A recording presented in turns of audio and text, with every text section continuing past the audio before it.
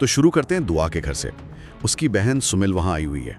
घर पे कुछ झगड़ा हुआ था। हाँ, और अगरचे दुआ की सास ने अभी तक कुछ कहा नहीं है, मगर एक अजीब सी खामोशी है, एक तनाव सा है। और इसी दौरान दुआ का जहेज भी पहुंच जाता है। और ये भी एक दिलचस्प नुक्ता है, जहेज की मिकदार पर या शायद उसकी नुमाइश पर खानदान में। ये तनाव सिर्फ घर पर नहीं है, स्कूल में भी कुछ चल रहा है समल के साथ। जी, वो समल और एक और तालिब इल्म को सजा मिली है।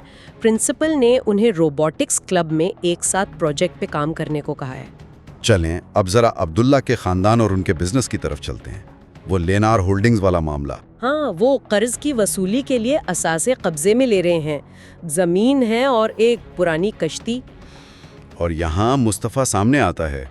वो इस कश्ती में बहुत दिलचस्पी ले रहा है, लेकिन अब्दुल्ला यानी बाबा वो पहले तो साफ मना कर देते हैं। बिल्कुल, और उससे मुस्तफ़ा को बहुत ठेस पहुंचती है। लेकिन फिर उमर बात करता है अब्दुल्ला से। शायद इसीलिए अब्दुल्ला का बाद में फैसला बदलना। हाँ, वो फिर कश्ती और ज़मीन का काम मुस्तफ़ा को दे देते हैं। ये मुस्तफ़ा के लिए बहुत बड़ी बात है।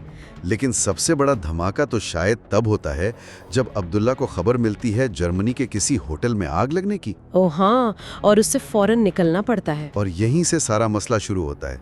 मरियम ये सुन लेती है और उसे याद आता है कि जहेज देखते वक्त एल्फ का जिक्र हुआ था कि वो भी जर्मनी जा रही है। बस वो फौरन ये समझ लेती है कि अब्दुल्ला का ये जाना असल में एल्फ से मिलने का बहाना है। शक, और वो भी इतना शदीद। वो शक को लेकर सीधा रात के वक्त दुआ के घर पहुंच जाती है। और वहाँ उसका सामना होता है सबीरा से, एल्फ की वालदा से और खुद एल्फ से। जी, असल बात तो यह है कि एल्फ वहीं होती है, वो जर्मनी गई ही नहीं। लेकिन मरियम तो बिना कुछ सोचे समझे, बिना तस्दीक किए एल्फ पर इल्जाम लगा देती है कि उसका अब्दुल्ला के साथ कोई ताल्लुक है। ये बहुत ही अफसोसनाक सूरत हाल है।